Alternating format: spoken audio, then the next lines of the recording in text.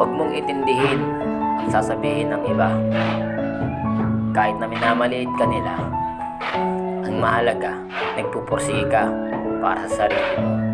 Kahit na sinasabi nilang construction worker ka at mababa ang tingin nila sa'yo, huwag kang mawala ng gana. Dahil hindi sila yung bubuhay sa'yo, kundi ang sarili mo. Kahit na ano ba yung hanap buhay mo, kahit na ano pa ang ginagawa mo, pumokus ka lang sa sarili mo. Huwag na huwag mo siyang papansinin dahil wala silang ambag sa buhay mo. Kung construction worker ka man, ayos lang yan.